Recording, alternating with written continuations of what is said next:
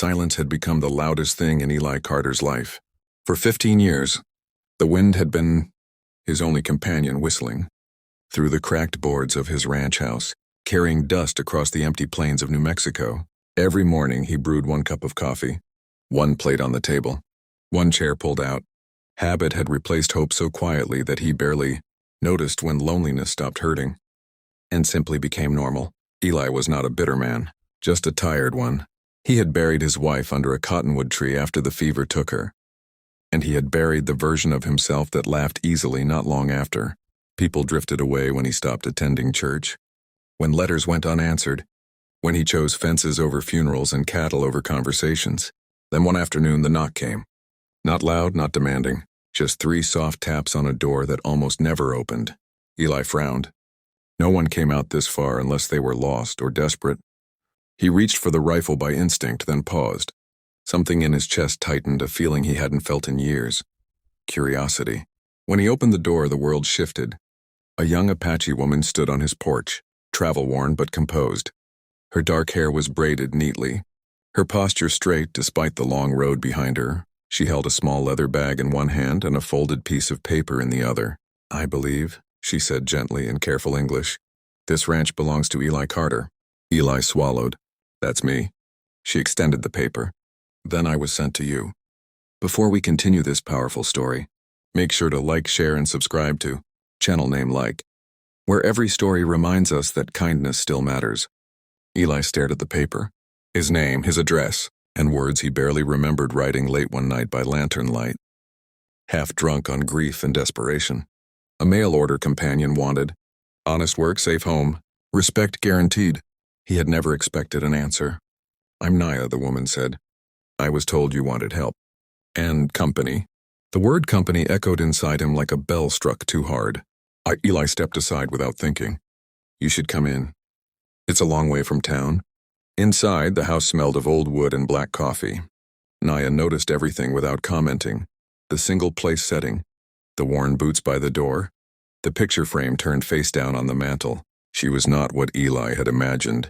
Not shy, not submissive, not broken. She was calm, observant, human. They spoke little that first evening. Eli cooked beans and cornbread. Naya thanked him, then asked if she could help wash the dishes. No one had offered that in years. His hands trembled slightly as he handed her a towel.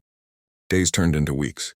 Naya rose before sunrise, learning the rhythms of the ranch with quiet determination. She repaired fences with skill that surprised Eli, tended the small garden behind the house, and spoke to the horses in soft Apache, words that seemed to calm even the wildest mare. At night they sat on the porch, sometimes in silence, sometimes sharing stories that felt safer in the dark. Eli told her about his wife, about the child they never had, about how loneliness can hollow a man out until he forgets what joy feels like. Naya listened without interruption. Then one night she told him the truth. She had not come only for work. Her family had been displaced, promises broken, land taken and retaken until words meant nothing. When she answered the advertisement, it wasn't because she wanted escape, it was because she wanted dignity. A place where she could choose her future, even if that future was uncertain.